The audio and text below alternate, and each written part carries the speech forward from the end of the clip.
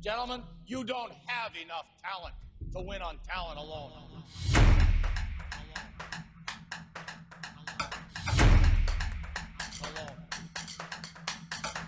Hello, and welcome to the Talent Podcast, the podcast brought to you by The Wheel. I am your host, Adam Hess, and with me, as always, the Geraldo Rivera of podcasting. It's Mike Regan, folks. Mike, how you doing today? Yeah, I don't think you've done that one before. No, I haven't done that one before? No. Have I called you any Fox News hosts before? Tucker Carlson of podcasting? He's not on Fox News anymore, though. No, he's not. You have not called me any Fox News. Geraldo does have some strong mustache game. Got to give him that. He does. I would say that's the two things I associate with Geraldo Rivera now are, one, the mustache, and two, getting called out twice in the same Kendrick album. That's pretty wild. Before Drake, it was Geraldo. Yeah. Yeah. He didn't call Geraldo a pedophile, though. You know what? We don't talk about enough as a society. Elon Musk calls a guy a pedophile, and it's like the downfall of Elon Musk. Kendrick Lamar calls a guy a pedophile and gets the Super Bowl halftime show. He didn't call the president a pedophile, though. Did Elon Musk call the president a pedophile? You see, he's not the richest man in the world anymore. Yeah. What do you mean? Yeah, he did. He tweeted out and said that Trump's name was in the Epstein files. That's why they won't release him. That doesn't make him a pedophile. That Okay, potentially well, makes him a pedophile. If it walks like a duck, I'm just saying. I feel like. Speaking of pedophiles, how do you feel about that Josh Giddey contract? I haven't seen it. What is it? Like 4 years, $100 million, $25 a year for Giddey. I got in this big fucking fight with friend of the pod Tyler Carcara over this contract. Yeah. Because I said it's probably an overpay, but I see the reason you paid for it. You're just hoping his shooting to end last year holds out as the constant. And he was like, what are you supposed to do, not pay your guys? And I was like, I don't know, man. Like, wouldn't Toronto be in a better spot if they didn't pay Scotty Barnes $100 billion fucking dollars? Wouldn't Philly be in a better spot if they didn't pay Joel Embiid and Tyrese Maxey $100 billion fucking dollars for a team that just had the second overall pick? And he's like, it's the NBA. You got to pay your guys. That is, it's just fucking, it's bad GMing. And we let the NBA get away with it because they have a culture of paying their guys. But guess what? If Toronto had traded Scotty Barnes away for like 4 seconds and a first-round pick, that will be better than paying Scotty Barnes $230 million. True. But I kind of get what he's saying. Like, I could, if you asked me to be honest, I would probably tell you that like 80% of NBA players are overpaid. That's just because you're an old white man. I know. I'm just saying, like, NBA contracts are wild, and I feel like most of them are overpaid. Yeah, like, I prefer to think of it in like terms of percent of the salary cap.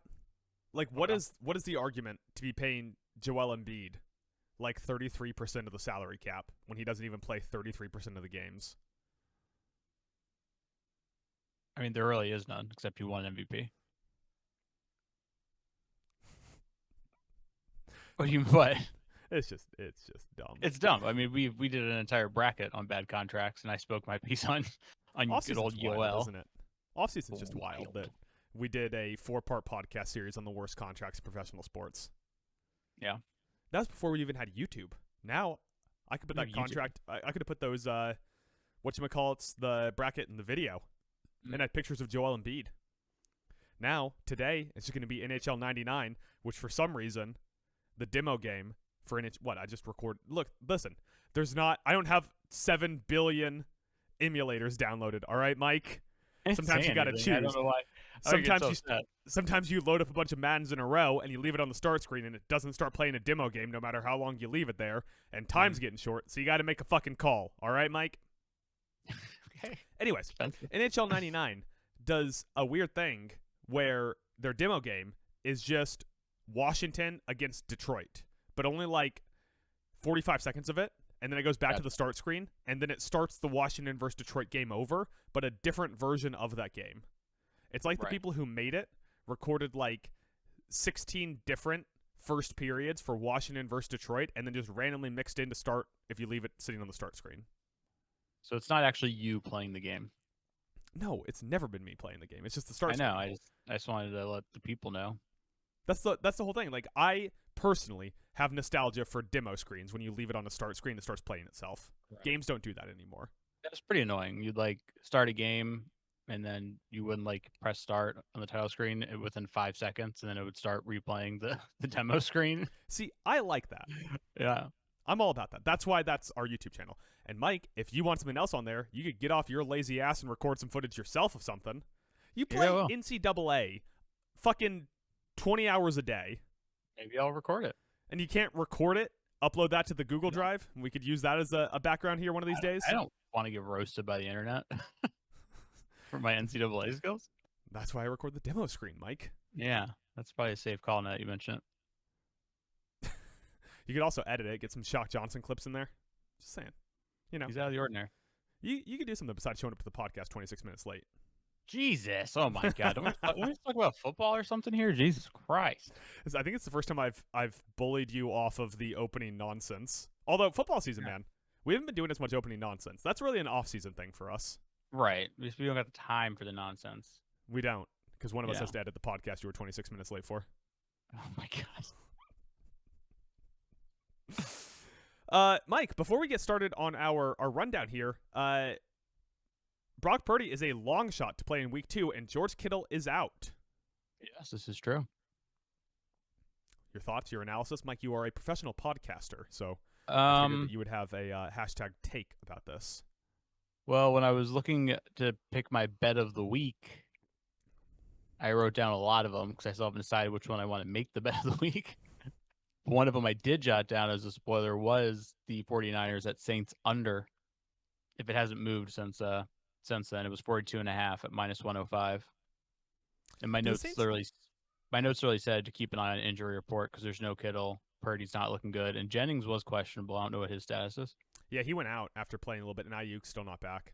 So apparently, Juwan Jennings wasn't holding out for a contract. His calf was actually hurt. Weak calves. That was in his scouting report in the draft. That's just the 49ers scouting report. Between him and McCaffrey, that's the weak calves team. Bad strength and conditioning. 215, 4 sets, 15 reps today on the calf raise. So see, I should go play for the 49ers. I'd be the slowest guy out there, but I would have the strongest calves. I mean, you can work your calves out any time of the day, you know? Up and down on those tippy toes whenever you're standing Dennis around. calls him in the episode where he goes to the doctor. Hummingbirds. Oh, yeah. Any other news we need to talk about before we get in? Mike, you got any thoughts on Anthony Rizzo returning to the Cubs to retire after 14 seasons? Believe it or not, I don't. Big name for that Cubs World Series team. Still see, I would say most of the jerseys I see are either Pete Crow Armstrong or Anthony Rizzo. I like his music. What about that dude who what's the name of that dude who caught the ball in the playoffs and they lost? You mean the fan? Yeah, who had gotten away, the guy catching the ball. I don't remember his name, but I know exactly what you're talking about. Yeah, I watched like a whole documentary on it like years ago. Was it 30 for 30?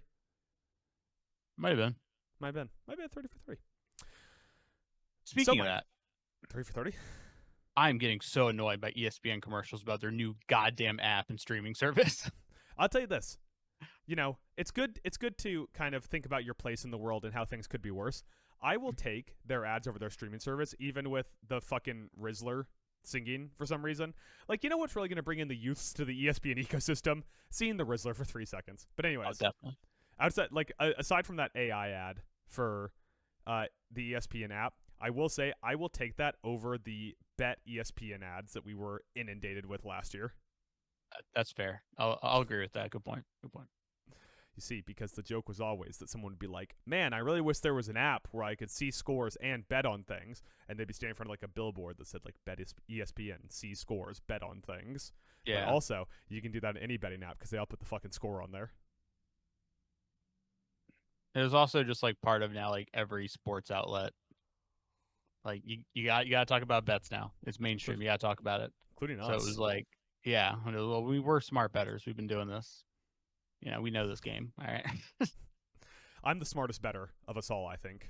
Because you don't bet. But it would be commercials where it would be like, get Steven's A-list picks. And I was like, yeah, I don't want Steven's A-list picks. Can I do one more like off-topic thing here, and then we'll actually get to the topics at hand?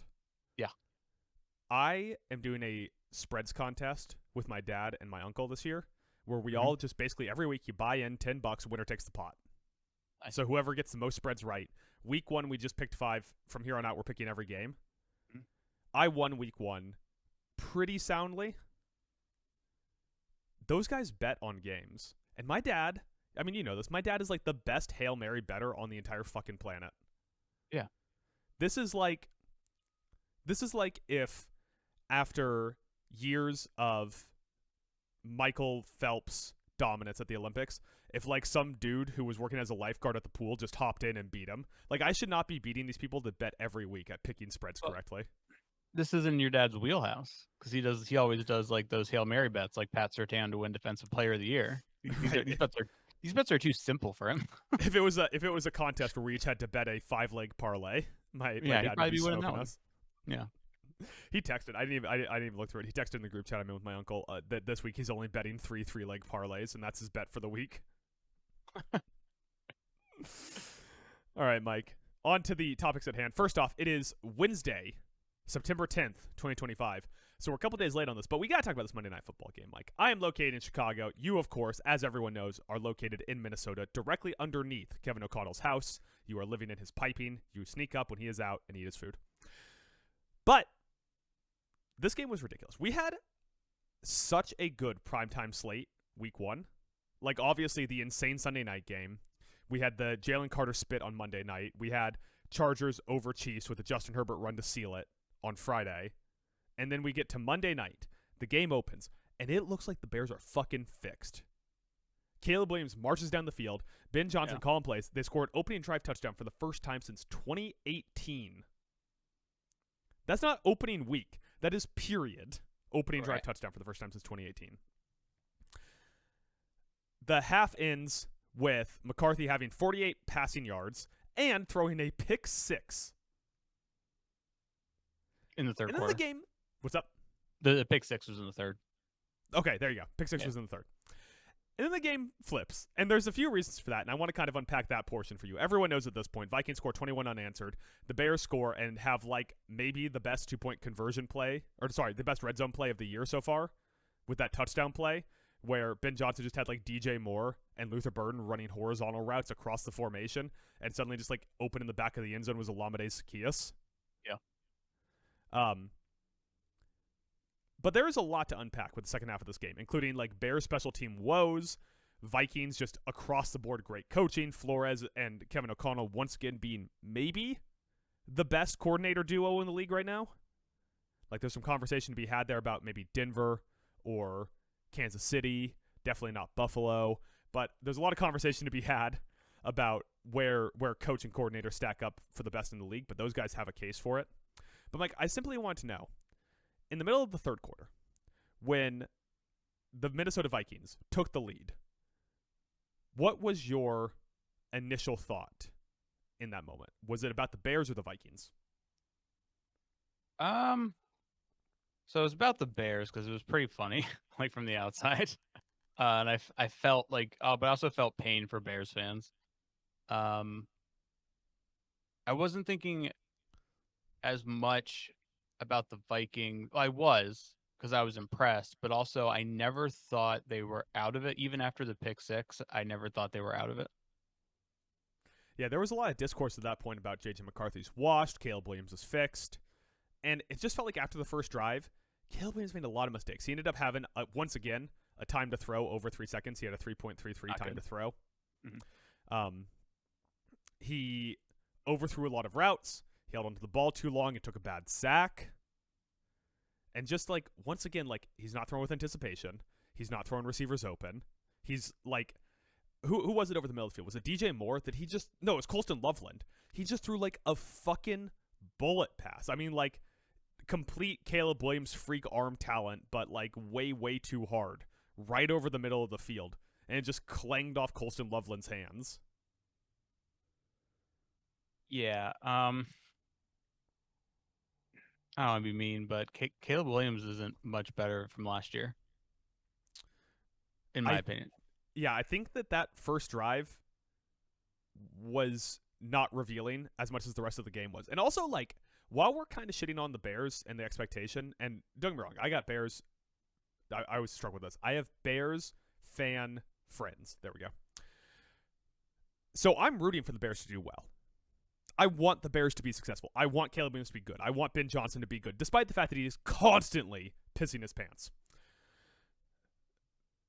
But like it's concerning what we are seeing out of Caleb Williams so far outside of that first drive. And the question is Caleb Williams once again Trevor Lawrence? Highly touted prospect comes out, doesn't live up to it. Maybe it's NFL game speed, reliance on his past athleticism.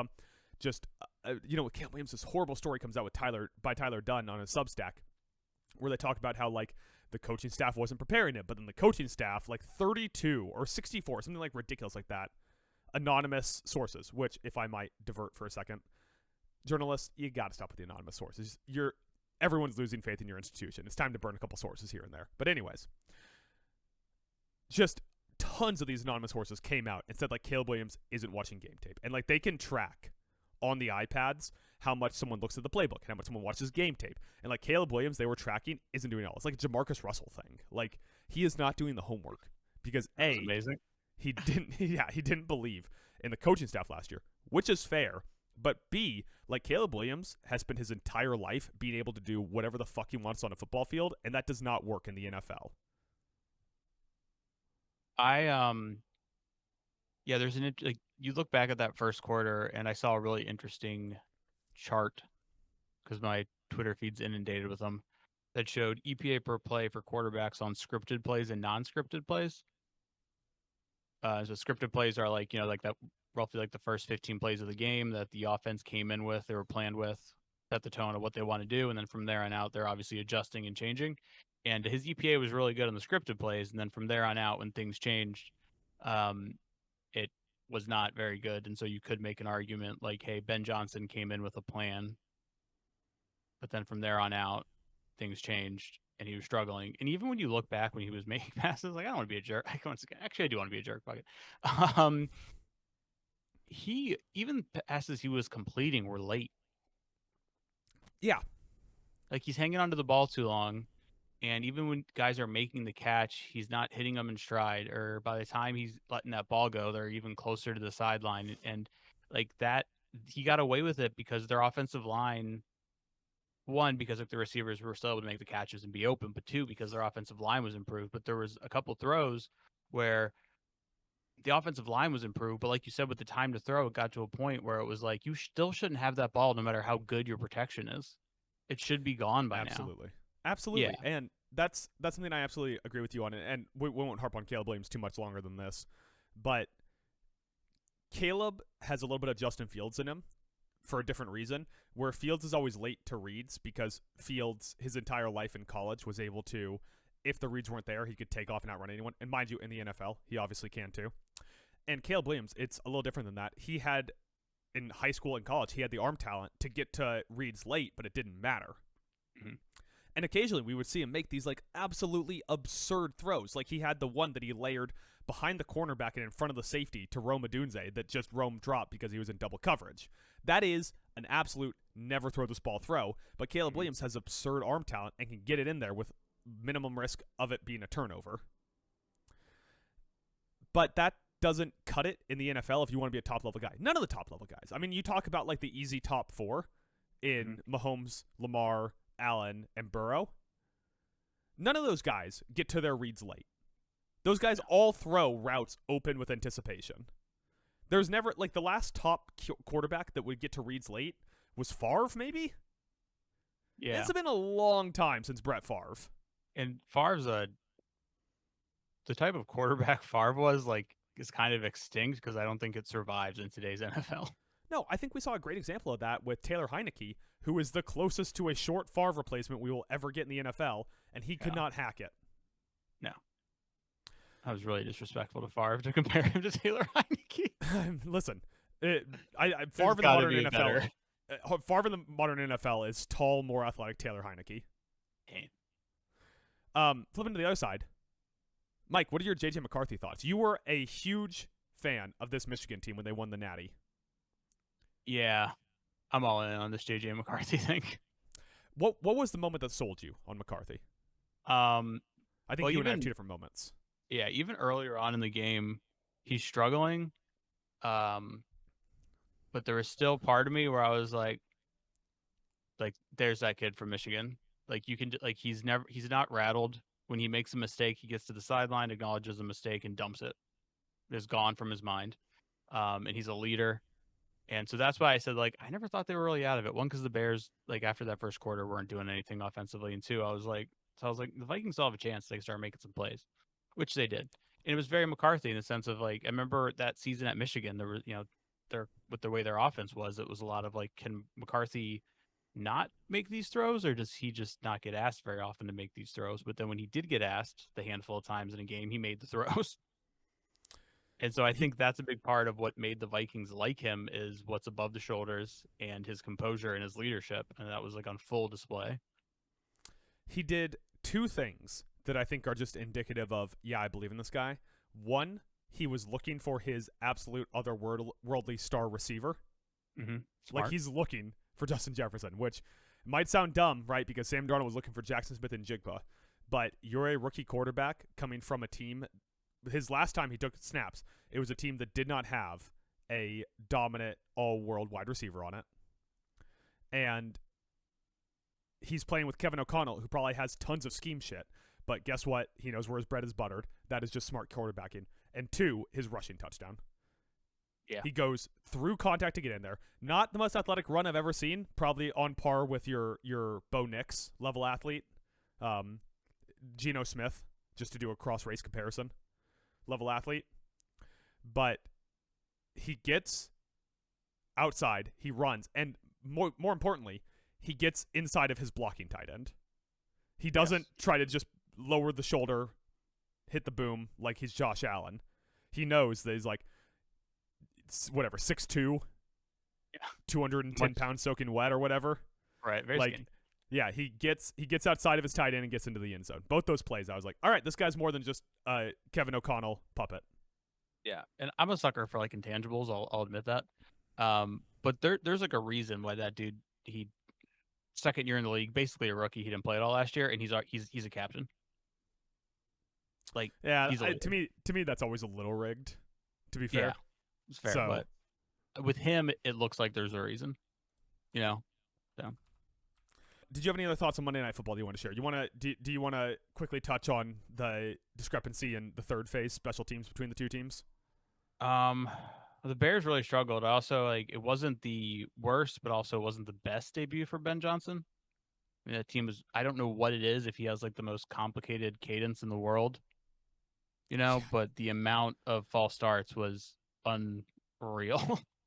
Well, that was a thing in that Tyler Dunn piece, is that last year, Caleb Williams didn't want to do the color and number to signal when to actually snap the ball. Okay. He wanted to say ready, set, go like he did in college. And so that led to a lot of defensive linemen knowing when to jump the snap because there wasn't a false cadence. And so it could just be that Caleb Williams wasn't prepared to switch to a system where you're not just saying ready, set, go to snap the ball. That's if that's true, that's so ridiculous because that just seems like such a common thing. How would you not expect that going from college to the NFL, you would have to disguise when your snap is coming better? All I'll say is if Caleb Williams was playing like Jaden Daniels, no one will give a fuck about him painting his nails. Right. I think the most important special teams thing is the Bears missed a field goal in a game that ended up mattering a lot in.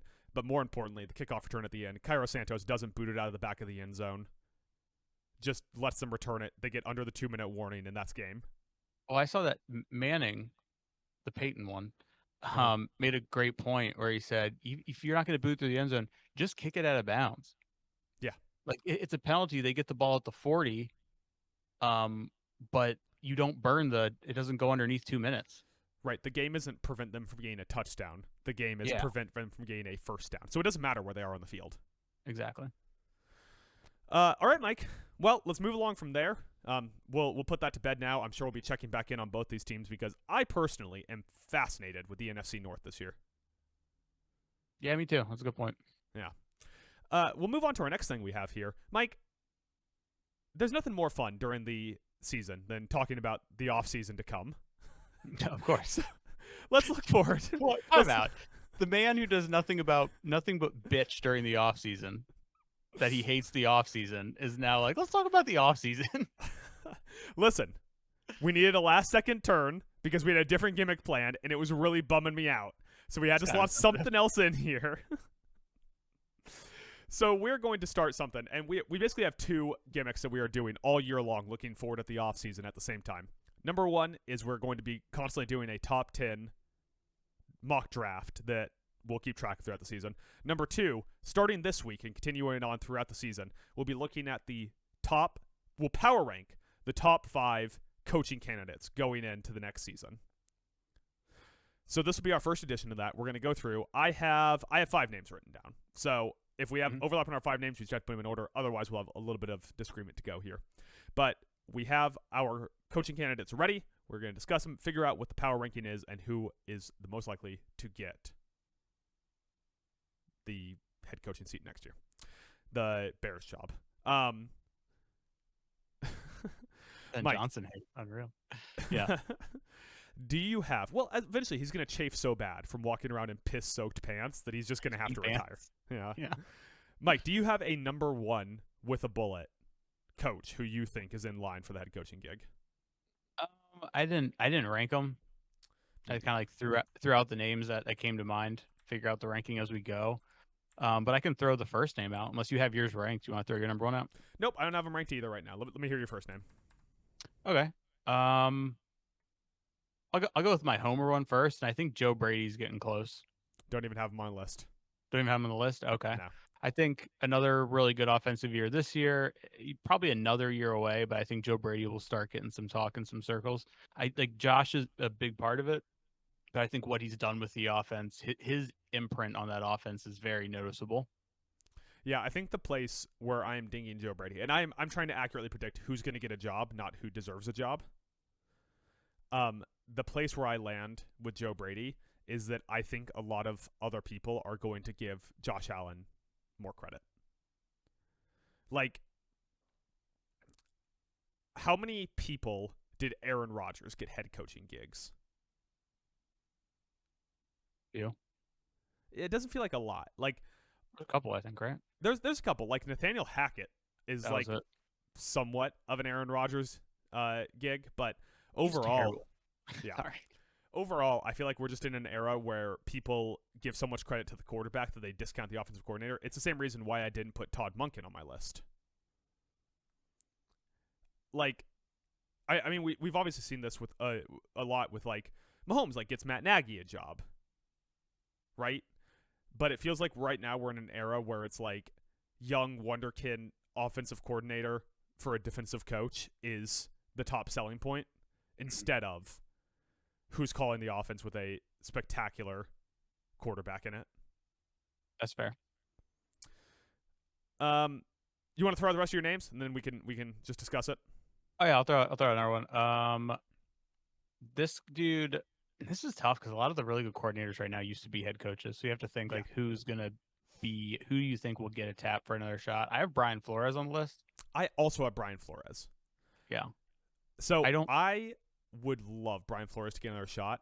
The problem is he's suing the NFL. Yeah.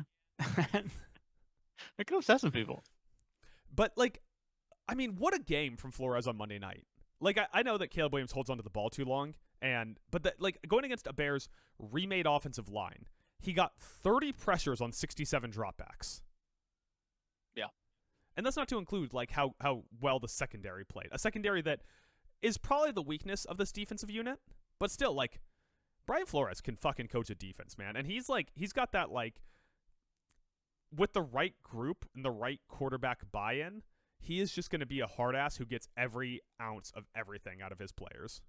And people on his defense fucking love him. Yeah. Yeah, and I don't think, I don't know, like, I feel like when you look at the Vikings defense on paper, you see some spots where you're like, I don't know, but they play very well.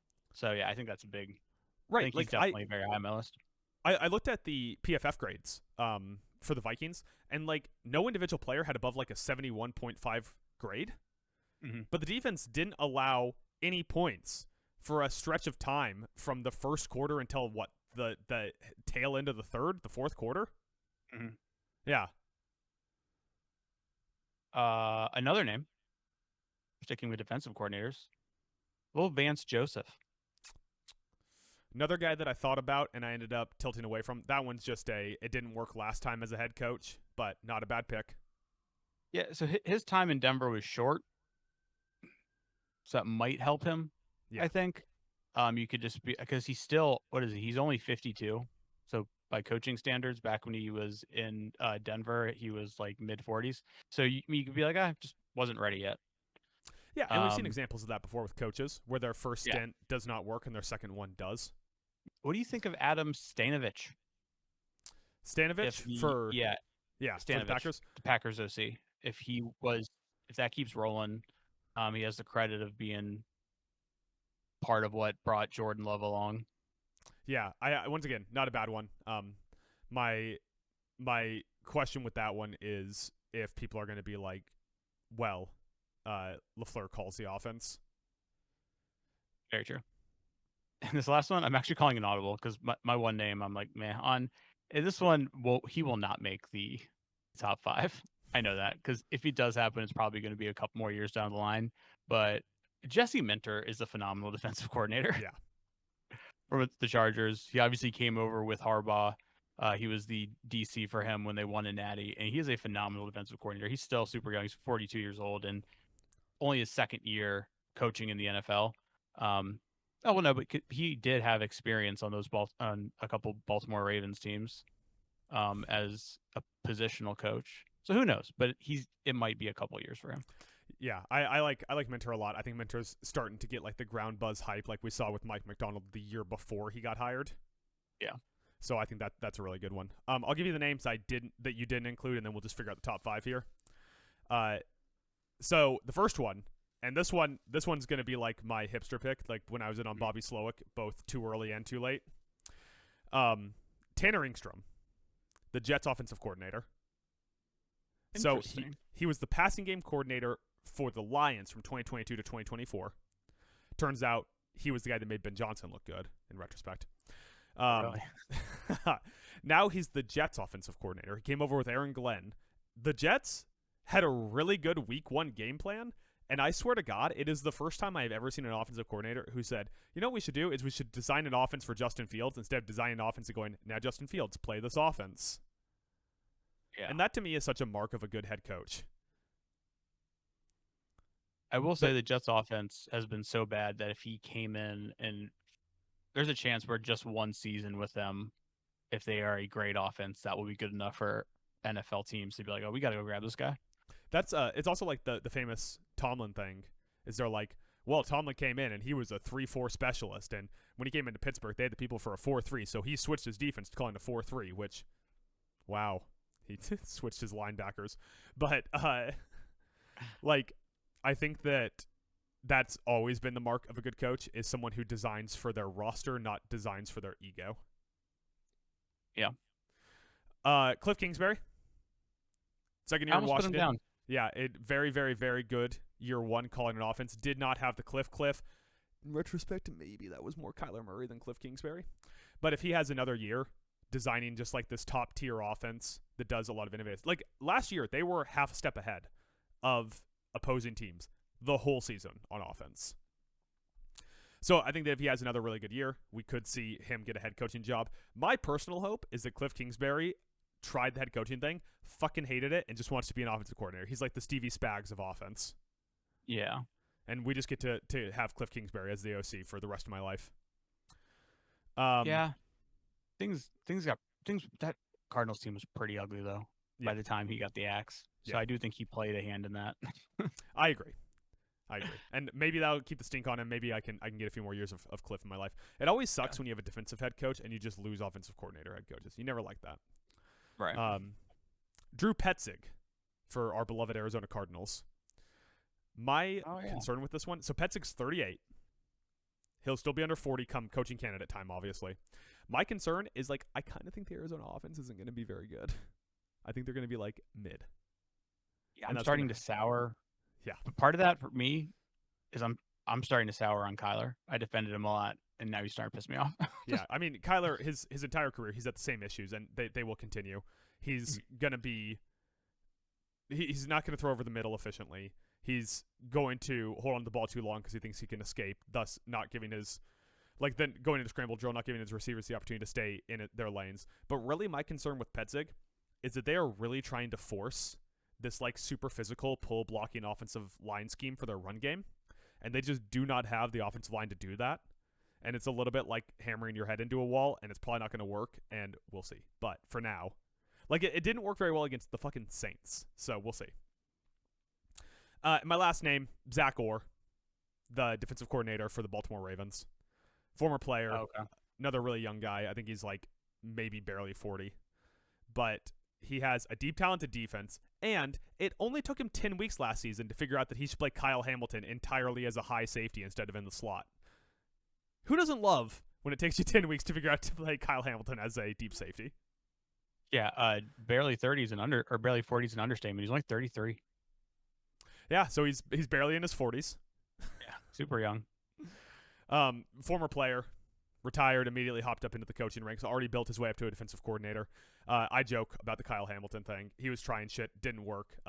After Mike McDonald left, who was universally agreed to be the best defensive coordinator in the league, Baltimore still maintained a top 10 defense under Orr.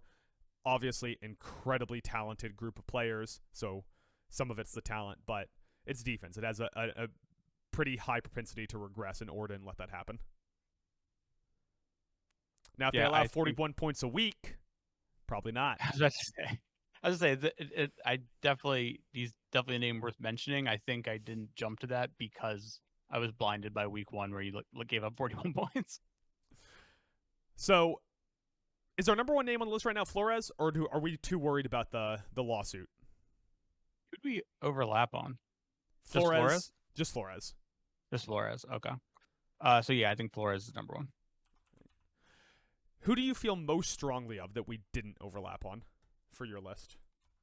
Probably the two I feel the most strongly on would be Joe Brady and Vance Joseph. Okay. Your list, the one I feel the strongest about is Minter. Well, I'm all about that. I thought you'd shoot that one down. I would think that if we're trying to predict who goes where, we should put Minter down a few pegs just because for whatever reason the NFL doesn't like guys that came from the college ranks until they've really proven themselves in the NFL. So maybe it's not Minter this year, maybe it's Minter next year. I think that if we are talking the retreads instead of the young guys, which typically right now the NFL is in a big phase of let's hire the young guys. So that's probably a dumb way to go. I think that if I was going in order of our retreads, I would go Joseph, then Kingsbury. I think that Joseph is probably the better choice there. So saying all that out loud, I think maybe Joe Brady is the right call for the number 2 slot. Okay. Wow. Just trying to predict who goes next. So I like Minter. I like Ingstrom as a guy who has the opportunity to get picked up as the young wonderkin. Petzig, I think that we should probably pass on because I don't really believe in Arizona's offense that much. Or is very young. So the final 3 spots, I think somewhere in here we need to get Kingsbury. I think somewhere in here we need to get Minter. And I think somewhere in here we need to get Vance Joseph. The question is, where do we rank each of those 3? Okay. So let's say Washington. If Washington, by the way, led the league in week 1 in EPA per play on rush on offense. And a lot of that has to do with Jaden Daniels. But we're in an era where a super efficient run game is what builds championship offenses. Yes. So if Washington manages to maintain a super high EPA rushing offense again, I think Kingsbury at least gets job offers. The question is, does he have one he likes because he knows he'll have the opportunity again next year? Oh, yeah, kind of like a Ben Johnson thing. Yeah. I mean, Kingsbury did that last year. He pulled his name from the Saints consideration. Oh, okay. Oh, he's already getting buzzed. So, yeah, I put Kingsbury 3, and then I'd probably go Joseph and then Minter 5. I am happy with that. And is it Jesse or Jessy? Jesse, I believe. All right. So right now our list, our number 1 coaching candidate, Brian Flores. Number 2, Joe Brady. Number 3, Cliff Kingsbury. Number 4, Vance Joseph. And number 5, Jesse Minter. Hearing that list, let me ask you 2 things. 1, who do you think is most likely to drop off the list? And 2, who is currently not ranked number 1 that you think has the best chance to climb to number 1? I think Kingsbury could climb to number 1 if the Washington offense just is humming and keeps doing that. Then I think he could definitely jump to number 1. And then if a combination of the lack of, NFL experience, if the defense falls off, I could definitely see Minter falling off. Yeah, I think that's right. I think Kingsbury has the best shot at climbing to 1, and Minter has the best shot at falling off. Final question. We'll move on from there. Who's your favorite honorable mention? Who's your favorite guy that did not make our top 5 this time? I really like the Zach Orr thing. Zach Orr? Yeah. Mine's Tanner Engstrand. So we'll keep our eyes out on those 2 guys to see if they can break into the list. Those will be our hipster picks. I think that if we can be in on the ground floor as Zach Orr guys, that's a lot of fun. Mm-hmm. The 33-year-old defensive coordinator. But for now, that's our list. How far into this podcast are we? How far? Ooh, 45 minutes already. Boy, time flies, doesn't it? Mike, you texted me and you said, I demand to have the floor for a trivia contest where the loser will be killed. Mike, did you want to enlighten me to what this trivia contest is? So it was really quick. I was going to quiz you. I thought of this idea. I figured we could try it out and see if we like it. So I am going to tell you, I'll give you the name the wide receiver came into the league, and I'm going to tell you every QB he's caught passes from. Okay. I want to see if you can guess the wide receiver. Okay. All right. How many different players you got? I just did one this week. See how it goes. Yeah, just one. So this one isn't too hard. I don't think this one's too hard. So he entered the league in 2017. Okay. All right. And he's caught passes from Tyrod Taylor, Josh Allen, Derek Carr, Trevor Lawrence, and Kyler Murray. Okay. Tyrod Taylor, Josh Allen, Derek Carr. What was the last one? Kyler Murray? Yeah. Can I ask any follow-up questions? Is this an active player? Yes. And did you list the quarterbacks he's caught passes from in order? I did. I wasn't sure if that'd make it too easy, but I did do that this week. So it's someone who is currently on the Cardinals, I'm assuming. Boy, who am I missing from the Cardinals? And it's a wide receiver, right? Yes.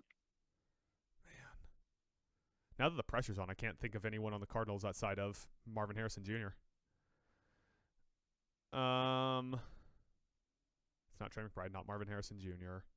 It is obviously not any of the running backs. It's not Michael Wilson. That's all their wide receivers. Michael Wilson and Marvin Harrison Jr. I'm pretty sure that's all their wide receivers. And he was obviously on the 2017 Bills. Tyrod Taylor. Derek Carr on the Raiders. Fuck, man. Maybe this one was harder than I thought. Hold on.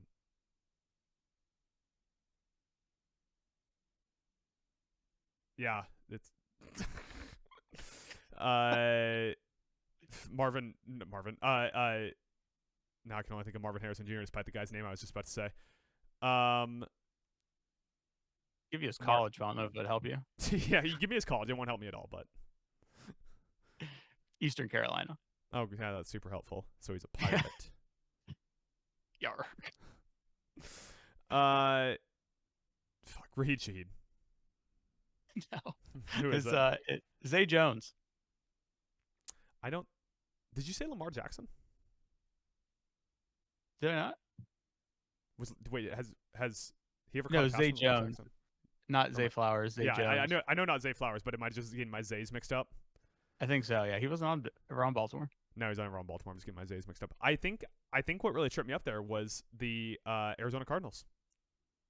Oh, the team he's on now. I watched the Cardinals twice. Did not realize that he was on that team. He only caught one pass for 4 yards this week, so that's probably why. That's pretty good trivia. It really puts it in perspective how much ball I know. Yeah. Any other trivia you got this week, Mike? Are you ready to move on to our next segment? I just wanted to try that out. So speaking of Zay Flowers, we are here to talk about the Arizona Cardinals, Mike, going into week 2 of NFL action. This week... Oh, wow, great segue. I didn't realize I did that. Well, I said Zay Flowers, so... Oh, you son of a bitch.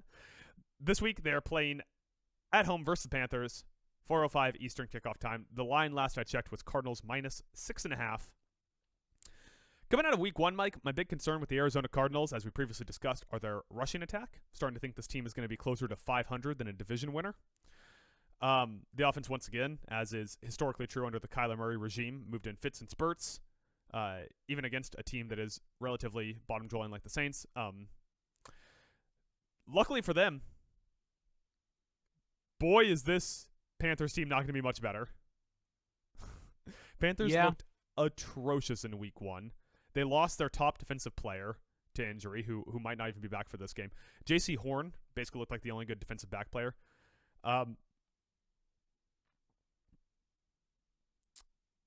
The left side of the Panthers' offensive line did not play well, so I don't know if that's going to affect your Josh Sweat mileage. Mm-hmm. Still no news on Ike Mekwonu coming back, so the left tackle is still going to be Josh Ninjami for the Carolina Panthers, who there's a reason you never heard of that guy before. He is not very good. Not a Ninjami guy, are you? And the Panthers' defense was really bad. Jags converted on first or second down 50% of their drives. So 50% of the time that they converted, it was either on first or second down. They only reached fourth down 76% of the time, or 24% of their drives. And Etienne had 143 yards. He had so many yards, they traded Tank Bigsby. So this Panthers defense is very soft. The Cardinals rush attack does not look good, but if there's going to be a get right week, it's going to be this week. Yeah. Big concern with me right now with Kyler Murray is another number. He had a time to throw over 3. Not good. For those who don't know, you want to be under 3. Remember last year when he had that rep where he was like in the pocket for so long that the camera op started zooming in at the start of it and just like didn't stop for the whole rep by the end of it? It was just like a postage stamp outside of Kyler Murray. Yeah. You remember this? Yeah. Okay. I think he threw a touchdown. He's over 3. Yeah, I think league average, I think where you want to be is around like 2.6, 2.7. He was over 3, but I don't know why he's hanging on to the ball. I don't know what he was waiting to open up because he had an A dot around 4. Well, this has always been the Kyler Murray story, right? What are we doing here? He hangs onto the ball forever. He's small fields. He's slow Jalen Milroe. Yeah. He hangs onto the ball forever, waiting for something to open up downfield because, like all undersized quarterbacks, his entire game is outside the numbers because he can't throw over defensive linemen. Mm-hmm. So he's waiting for something to open up downfield, and inevitably he takes off and runs. So all of his passes, despite having a long time to throw, are checkdowns. Not good. No. It's not good. This has always been the book. Like this is what has screwed past regimes in Arizona. Is Kyler Murray is an incredibly limited quarterback, very similar to Mr. Unlimited, Russell Wilson, or Bryce Young. Like these short quarterbacks. This is what I get to. Like you always accuse me of being a size queen, but Kyler Murray is simply too short to play MVP caliber football at quarterback. Yeah. It's too small. Like there's a reason that all the quarterbacks that win MVP are like 6'3" or taller. Because these short guys cannot throw over the middle of the field. And Kyler can't throw over the middle of the field, which makes it even more astounding that Trey McBride has had the success he's had, and probably a pretty good indication of why he doesn't score fucking touchdowns, because in the red zone, he definitely can't throw over the middle of the field. Which is a problem, for sure. Yeah. Yeah. Did you have any other Kyler Murray thoughts, or is me screaming? No, I'm done. I guess I should like stop picking on him now. I guess. Is there something else you don't want to pick on? Pretty good pass defense for Arizona. Going to be a rough week for your other short king, Bryce Young. It probably is. It probably is. By the way, highest graded rookie last week was Will Johnson. So suck it, world. I told you he was the best corner in that class, and no one wanted to fucking listen. Well, some people knew it, but NFL GMs are stupid. So just want to take a victory lap on that one. Yeah. So that's why even if the offense struggles again, I feel like this is a win for the Cardinals. I feel like we can almost script exactly how this game's going to work, right? The Cardinals are going to go up somewhere between 12 zip or 14 zip and they're going to hang around there for a quarter and a half, and it's going to be like 14-7 going into the final 5 minutes of the fourth quarter, and the Cardinals are going to get like 10 points, and it's going to look way better on paper than it did in the moment. I don't think their rushing attack's as bad.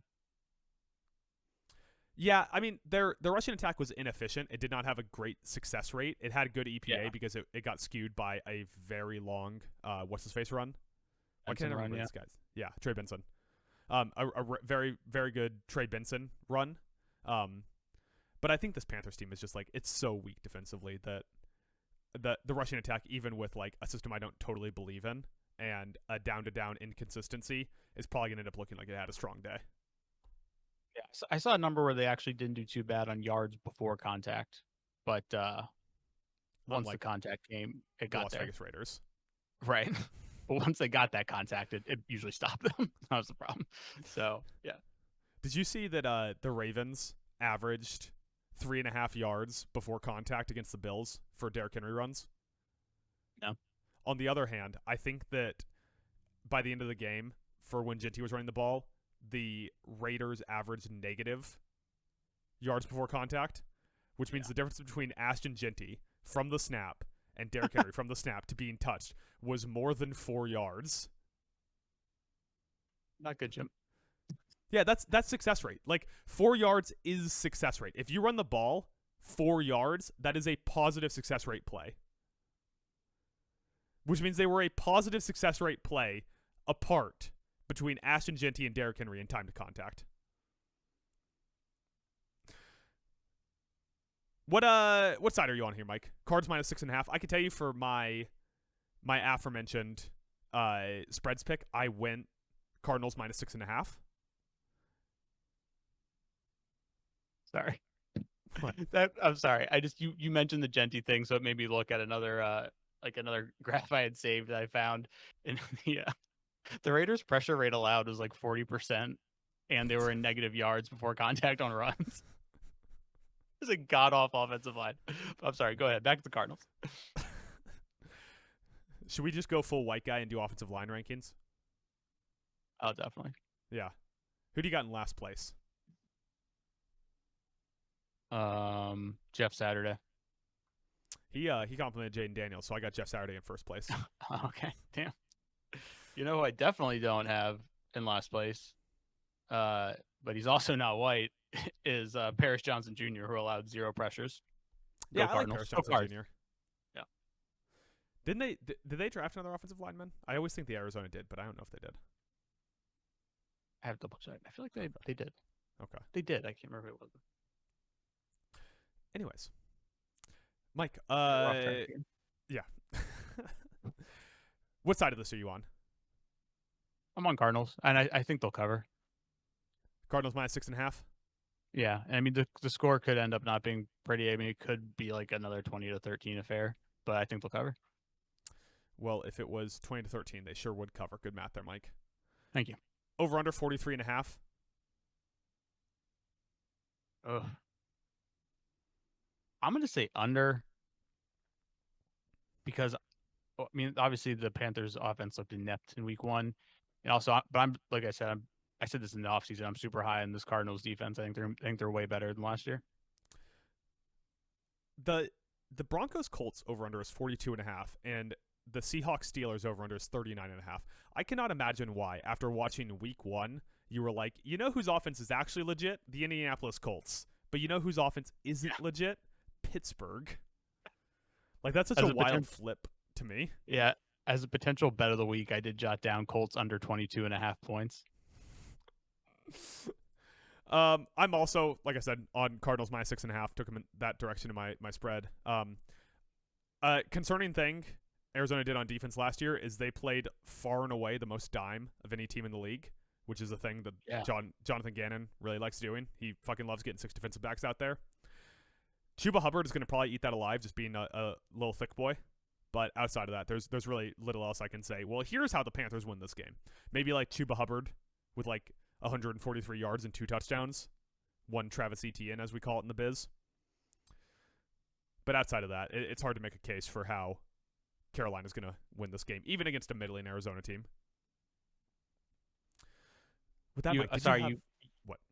you brought up their secondary and what they were playing, and it just reminded me that if you saw the Cowboys ran like no man, like zero man. Well, that's good because against they the have Eagles. 2 of the highest paid defensive backs in the league on their team, so it's a good thing. Yeah.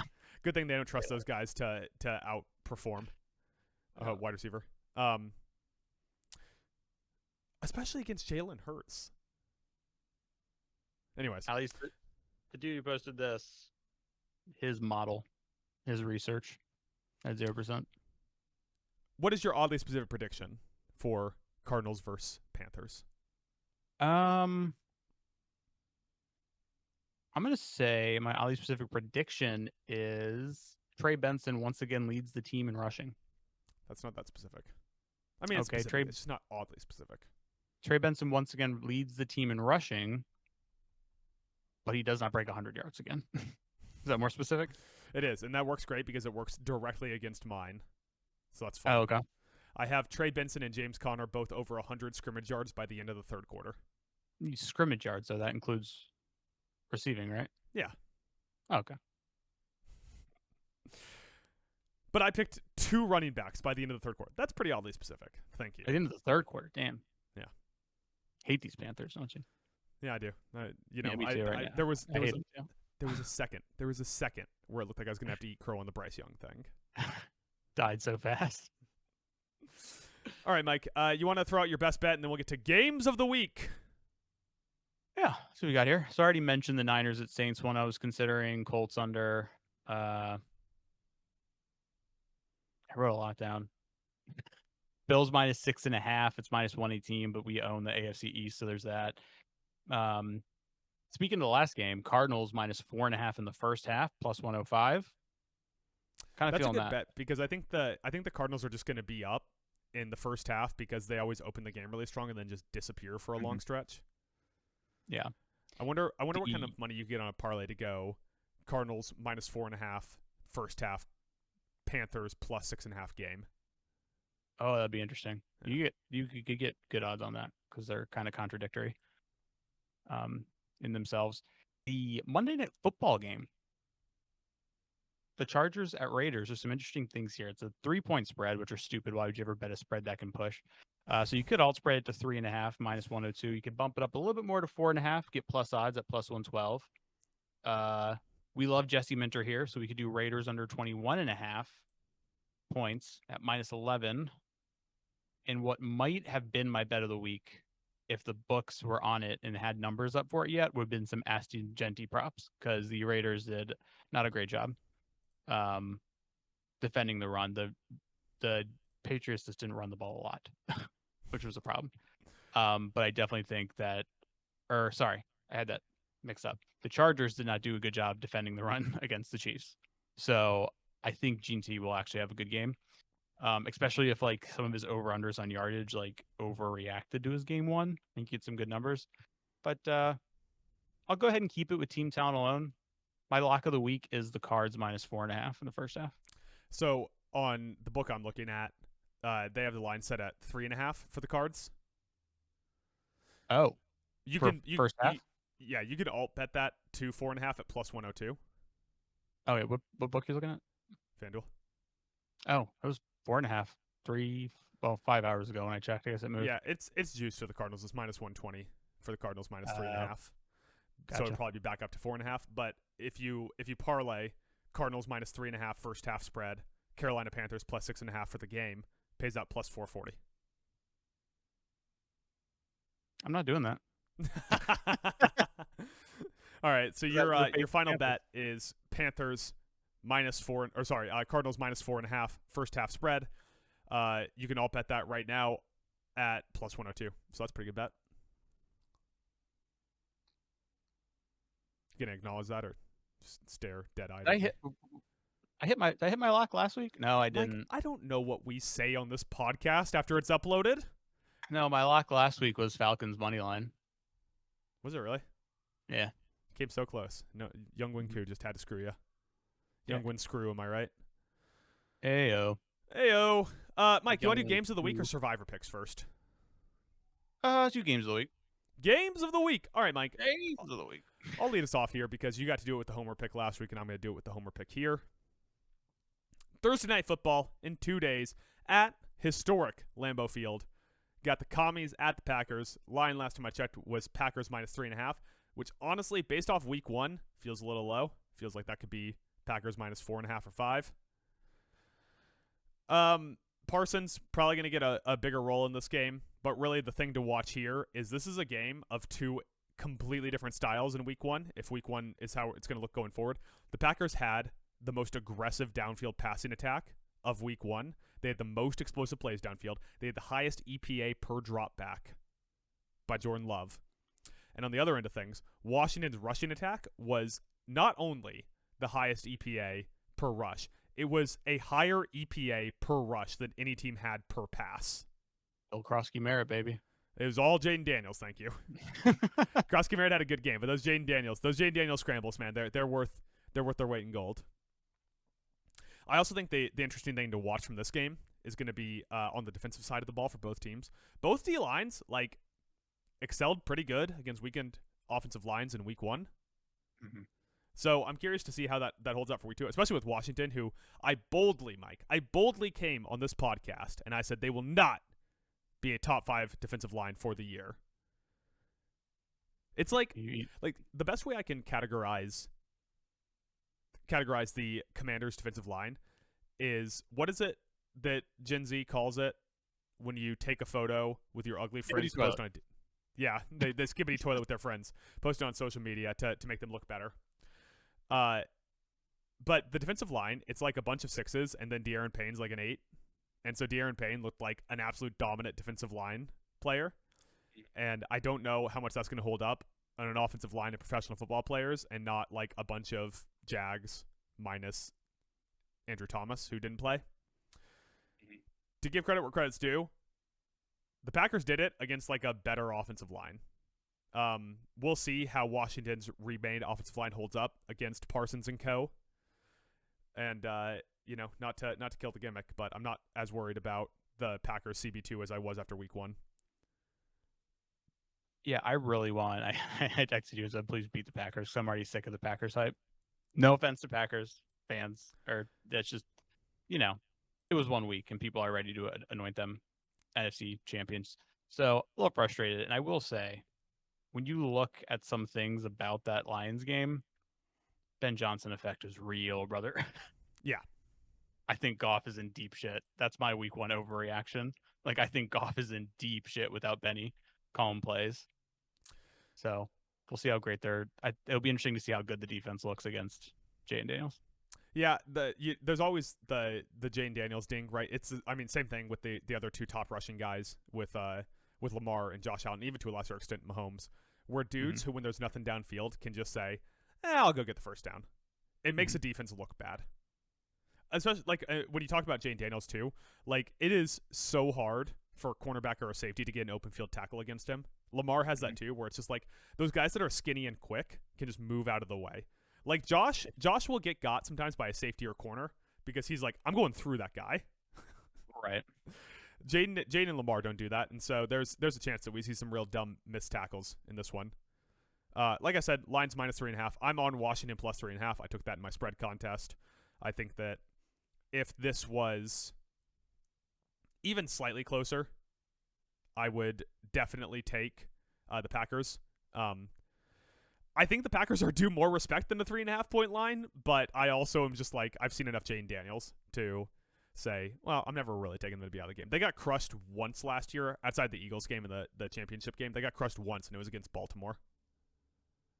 What is the optics that Thursday night football games are lower scoring? Is that still a thing? I know the first couple years that's what it felt like. I don't even know that was a thing. Well, Thursday night last week ended up being the 5th highest scoring game of the week for week 1. Yeah, but not that one. That's the first game of the season. But it felt like the Thursday back when it was originally just on NFL Network. I know there was one season where it was always really bad. That's back when they were doing the color rushes, and every game was fucking terrible. Yep. It'd be like Titans at Jets with the color rushes. Yeah, because the Bills had the Christmas game where they were in all red and the Jets were in all green. So I'm tempted on, it's going to sound crazy. I'm tempted to take this over 48.5 just because I feel like the Lions offense was so bad last week. There could be a little bit of a shift here. I think this game is going to be such a slop fest. Oh, yeah. Like, it's two teams that don't play their starters a ton in preseason. Like, Jaden got some work, but not a lot. And last year and this year, Jaden came out sloppy in week 1 against the Giants both times, funny enough. But it's also a short week. Like, it's the first. That's why these are the two players. Low scoring. These are the two players in the first, or the two teams in the first short week of the season, right? Mm-hmm. So I think it's going to be sloppy. Like, it's just like it's not enough time to prep. That short period of time. Washington's on the road too, which is going to make it even tougher for them. Green Bay's bye is in week 4. I think my new irrational thing is I'm going to bet against anyone winning a Super Bowl who has a bye week before week 11. Like, that bye week's so early. Yeah. Like, imagine because from week 5 on, right? That means if they aren't the 1 seed, they'll play week 5 to 18. That's 13 games. And if they aren't the 1 seed, they'll have to play 4 more. That's 17 games without a break. Yeah. That's fucking nuts, dude. Yeah. That's a lot of games. That comes into a play a lot. I mean, the NFL comes into play, but I know it does come into a play a lot as well in college football when teams get late buys. Yeah, you want a late bye. You want that refresh late on. Just give your team a week off. Let them get healed up. Mike, let me give you my oddly specific prediction for this game, and we'll move on to your game of the week. Yeah. My oddly specific prediction, Micah Parsons has 4 quarterback pressures and under 1 sack. So maybe half a sack, but under a sack. Maybe half a sack, but under a sack. Can you get 0.75 sacks? You cannot get 0.75. That's what they set the line on, though, for the player props. You can bet sacks, and it'll be like 1.75 because they have to put it between a half sack. Oh, gotcha. Yeah. That makes sense. So I'm taking under 1 sack and over 4 pressures for Micah Parsons. Yeah, that's pretty good. Yeah. All right, Mike, what is your game of the week? I guess I'll take the boringer one, but it is like the biggest game it's the biggest name game. And it's Eagles at Chiefs. Super Bowl rematch. Which I'm going to immediately interrupt you here. What the fuck is this line? No, like, I know what the line is. It's 1.5. Oh, okay. Yeah. How is this line? After week 1, we saw the Eagles offense, right? That looked incredible. Without even using A.J. Brown or Devontae Smith. It was Jahan Dotson, Dallas Goedert, Jalen Hurts, and Saquon running the ball. And it looked ridiculously good. And the Chiefs, on the other hand, looked like incompetent. Like, they had their tight end, who is so old that he's finally settling down and getting married, the most old person activity possible, injure their wide receiver 1. They have no Xavier Worthy. They have no Rashee Rice. Isaiah Pacheco didn't look good. The offensive line didn't look good. And guess what? Jalen Carter probably ain't spitting on the quarterback 2 weeks in a row. Yeah. And the Eagles have like an extra 24-hour day rest advantage. Oh, yeah, they do. Like, how is this line only 1.5? Well, I can explain it. It's because you see the helmet is red and it has the Chiefs logo on it. Yes. Good point. So they get the benefit of the doubt. And I will also say with a team like the Chiefs that I constantly compare it to like Brady Pats, where they'd have seasons where they'd come out in the first like 3 weeks, not look great, and people would be like, sky's falling, this team sucks, dynasty dead, and then they'd be in the Super Bowl. So I'm always on guard for that. However, I will say this, like Mahomes not being able to push the ball downfield, which is definitely a big part of it's his receivers, is starting the trend of that is really carrying on for a long time now. Yeah. He's turned into Alex Smith. And he's playing which is ironic, he's playing a really good secondary. Well, I got CB2 questions. Yeah. I mean, they have a couple dudes. They got Quinyon Mitchell and Cooper DeJean. Yeah, and DeJean's a dude, but he's a nickelback, which is why I say I got CB2 questions, just to be pedantic about it. So pedantic. I feel got like CB questions, but yeah. In a weird way, yeah, like the Eagles' offense last week almost felt like they, like you said, like they were kind of like using half the playbook. Yeah. You know, like they weren't taking the Cowboys seriously or something. I don't know what it was because it was only a 4-point game. So you think they would have take the Cowboys seriously? No, I shit on them so much in the offseason. So I don't think so. I do think this game's obviously getting hyped up. It's gonna have Romo on the call. See you, Jim. Super Bowl rematch. Patrick Mahomes, Jalen Hurts. Uh, I think it's going to be boring. That's my take. I think it's going to be Because boring. I think it's gonna be boring. I think the Super Bowl rematches, and I didn't look this up to confirm. I feel like Super Bowl rematches the following year are never that good. Yeah, I think you're right about that. I don't think there's ever been a year in recent memory where the Super Mm. Bowl rematch the following year was like the best game. Yeah. And even then, So like the Super Bowl was boring. The Eagles blew the Chiefs' pants off, Mhm. and yet the line is 1.5 points. Which is pretty wild. I do wonder if I don't think the Chiefs are going to be able to run the ball very well, especially with Jalen Carter back there.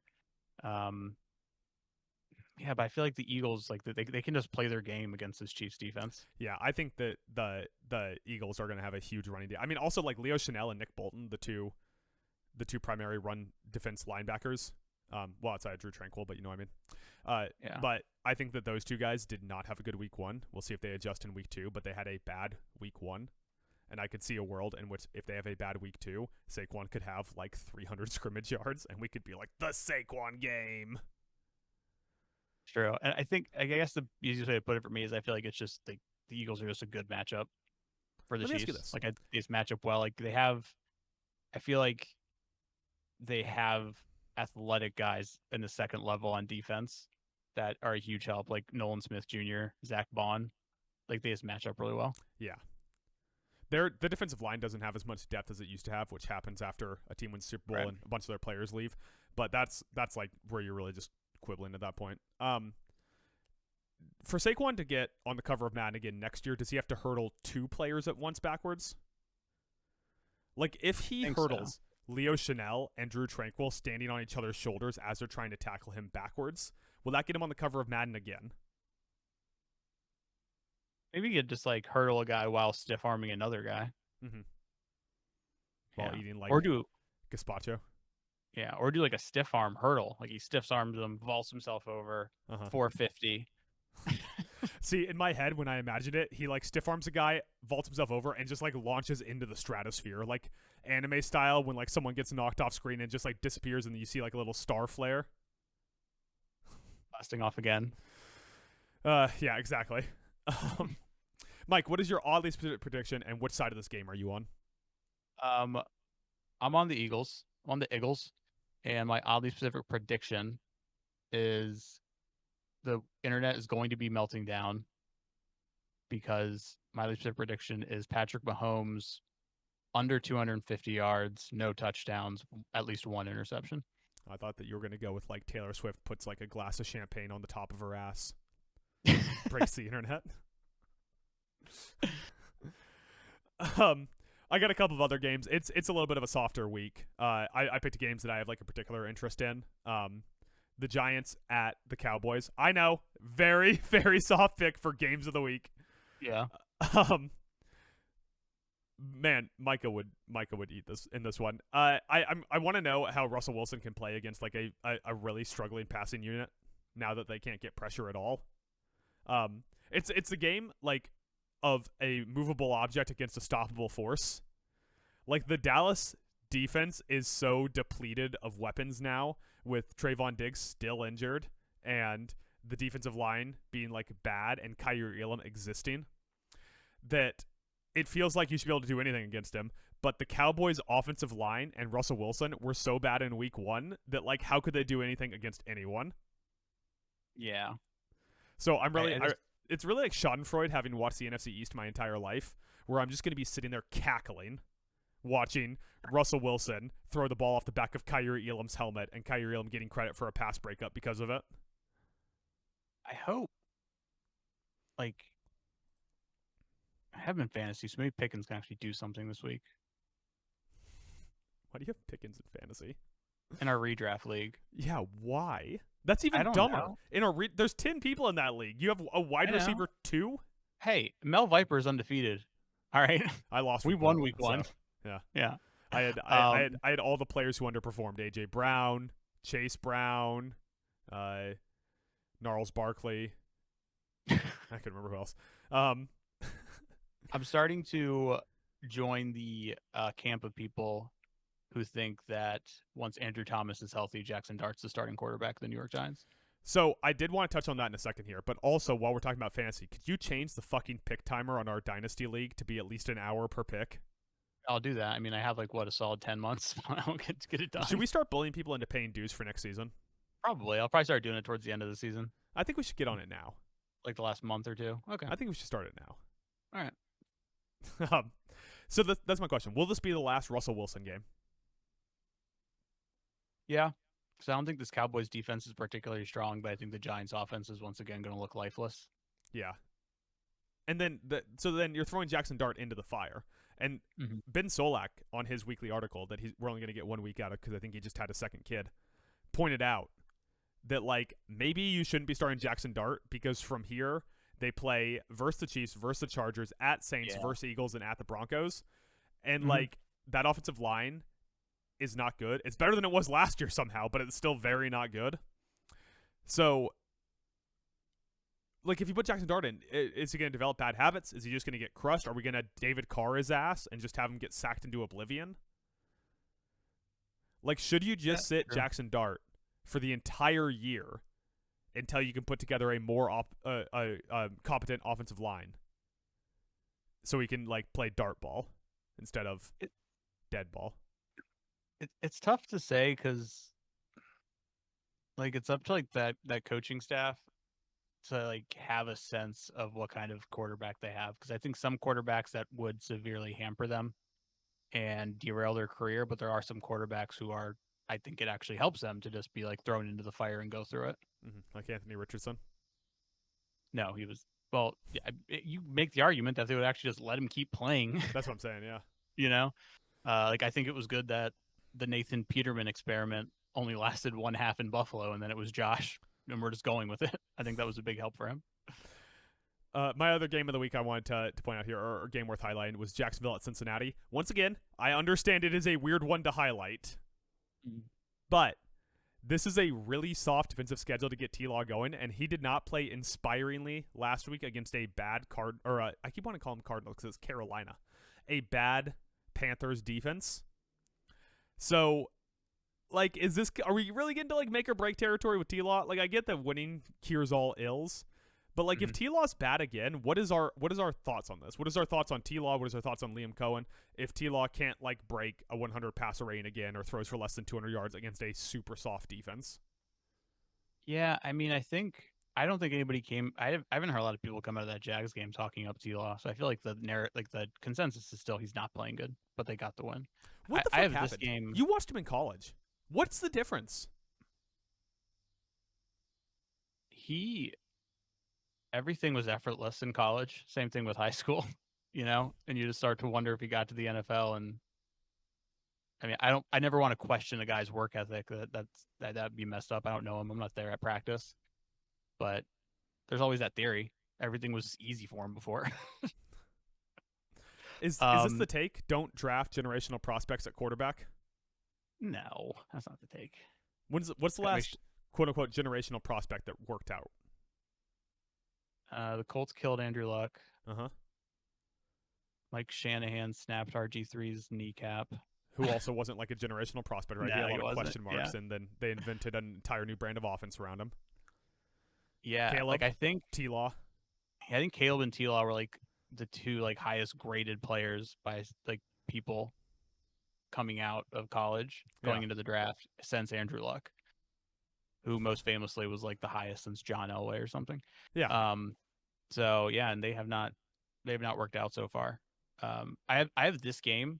I did have this one jotted down. I put like games into like tiers or categories, and I put this in the win or people will freak out category in regards to the Bengals, because if they lose to this Jags team, the internet's going to melt down. Yeah. Yeah, this could be the narrative game of the week, especially if the Jags win easy. Yeah. Or if, because we're all fantasy brained, if Jamar Chase has another dud. Travis Hunter, supposedly, according to Duval, is going to play more snaps on defense this week. I am going to hammer the drum that if he is playing less total snaps than Brian Thomas Jr., every week he does that, the Jags have lost that trade. Yeah, can he play snaps on defense for the Bengals? They could really use him. And final thing here, Mike. How many yards does Travis Etienne get? Oh, he had the big game last week. Yeah, he had So 143 yards, and it's a real bad run defense. Yeah, that's true. I don't know. I look like 50 this week. I'm calling it. I feel like a weird drop off. Yeah, we don't have player props up yet, so I can't look it up. Yeah. Mike, did you have any other games you wanted to highlight here? Yeah, I'll throw like kind of rapid fire. I have some games in like the sleepers category that could be really good. Mm-hmm. Those are, I think, Rams Titans could be really fun. Cam Ward versus Drew Stafford if his receivers can catch some balls. I went to respond and choked on spit. I got so excited. I'm so excited about Cam Ward. My flag is so firmly planted in the Cam Ward camp after week 1. Yeah.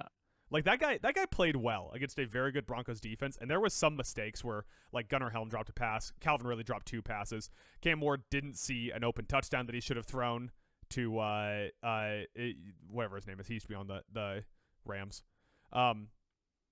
And he held on to the ball too long to take a couple of sacks at different points, but he got the ball out fast. He got the ball out to players in positions to make moves, and just didn't get enough credit because the Broncos defense is ridiculous, and Cam Ward was a week 1 rookie on the road playing for a bad team against a very good team.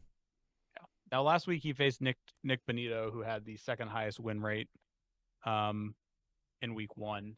And this week he's facing Jared Verse, who had the 10th highest. So he may still have some challenges there. Another guy I got my flag planted in the camp of. You and I are big Verse guys. Yeah. The other game I have in the sleeper category, I actually bumped this up into like my personal game of the week. Falcons at Vikings. 2023 National Championship rematch, baby. Penix versus McCarthy. Let's do it. Oh, man, that's a good call. I didn't even think about that. That's a really good call. Yeah, that's fun. That's worth bringing up. Yeah, I think that one could be really good. And then three I have in the could be ugly category, which means these games could just be rough to watch. Bears at Lions, I think could get really ugly if the Lions play offense like they did last week. Panthers at Cardinals could get ugly, which we already covered. And then Broncos at Colts, because I think the Colts are going to have a massive offensive drop-off against this defense, but then the Broncos offense looked discombobulated last week. Yeah, like if the Broncos offense can get right and their defense can stay good, this game could be just a blowout 2 quarters in. Yeah, but if they don't, it could be a really like ugly, what are these teams doing kind of game, I feel like. Yeah, absolutely. All right, Mike, final thing we want to do here. You and I, as we discussed last week, and as I will bring up every time we do this, are in a hefty survivor pool where the winner gets roughly $600. You and I both survived week 1 on the back of the Arizona Cardinals. Good job to you. Just wanted to get some survivor picks thrown out here. I included Cardinals versus Panthers. If anyone out there didn't take Cardinals week 1, take them week 2. There's not going to be a lot of other opportunities to take the Cardinals. Now is your time. Do or die. Take the Cardinals against the Panthers. Mike, who are some of your other teams you considered here for week 2?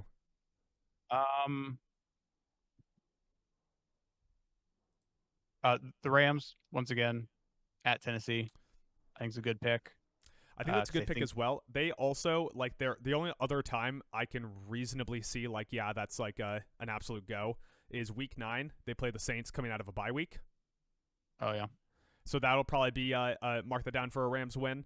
But do you want to be gambling on still need to be picking teams in week 9? That's early November. These things usually end like mid to late October, at least the ones I've been in. So maybe don't hold out your Ram stock too much for greener pastures down the road. Yeah, that was kind of my thing with Baltimore. Obviously, it's probably going to be like a heavily picked team this week since they're playing the Browns at home. Mm-hmm. But they could also, one, it's a AFC North game, so those can get weird. 2, it could be good to save them for a later date, but that is if you're in like a good survivor pool where you think it's going to go on for a little bit longer. They have the Bears in Miami at the end of October. They got Browns, Jets, and Steelers in November. Yeah, so I'm with you on the Ravens thing. I don't like picking interdivisional matchups in either of the Norths or the NFC East. like teams with like a ton of history between them. Whatever reason, those games just get weird sometimes. Mm-hmm. And like you said, the Ravens coming out of a bye week have Chicago, which at that point might be like a disaster of a team depending on how they play out the next couple weeks. And then afterwards on a short week are at Miami. Yeah. The Cowboys are probably going to be the most picked team since they're playing the Giants. I wouldn't pick the Cowboys. I wouldn't pick them. You could save them. They have a game against the Jets, who I don't think are going to be that. I don't know if we'll see if they can keep that up. They have a game against the Panthers mid-October too, so you could save them for later. But other than that, they don't have a lot of games in their schedule where I'm like, yeah, it's a lot. Go ahead and take it. Even like their second game against the Giants isn't until the last week of the season. Yeah, I don't think any survivor pool. Yeah, your survivor pool's not going to then. If your survivor pool goes to then, you and all those people need to get into like selling survivor picks next year. Exactly. The Bills are a good pick. However, I'd stash them because the AFC they play in the AFC East. There's gonna be a lot of chances to take them. Oh, also, week 8 coming out of a bye week against the Carolina Panthers. Yeah, they have a pretty easy schedule, as everybody pointed out after they got the win against the Ravens about how big it was for them to get that one. So I'd probably save the Bills. Who's your final pick? I'm gonna go with Rams. I'm going with Rams also. I'm going with Rams. So we're on the same page. Real quick, stayaways: Jags at Bengals, Bears at Lions, Niners at Saints, Broncos at Colts, Eagles at Chiefs, Falcons at Vikings, and Bucks at Texans are all my stayaways. I think those are all great stayaways. I got no notes. I would also stay away from the Thursday night game. It's only a 1.5 point spread, so I think most people are anyways. Yeah. But both these teams I want to see more from. Mike, is there anything else? Did we miss anything? Do you have anything college adjacent that you wanted to just shout out real quick? Did you see the AP poll drama? No, what was the AP poll drama? So the AP polls are always, because you can see people's ballots, and there's always people whose ballots are wonky, and they don't do. You can tell like they're not really putting the work in or taking the time. But to be fair, like some of these people are beat writers, who follow specific teams, and so they're following a game the day before, up at night, like doing all that, and then they have to have their poll submitted by 8 a.m. the next morning. So it's not a great system, right? But there was one person, who went pretty viral on Twitter because she moved the Florida Gators, who lost to USF, up 2 spots on her ballot.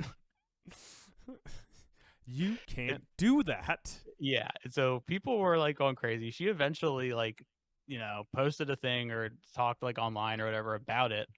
And she said, you go, I'm usually up covering my team. I think she's in LA, so she covers USC and UCLA.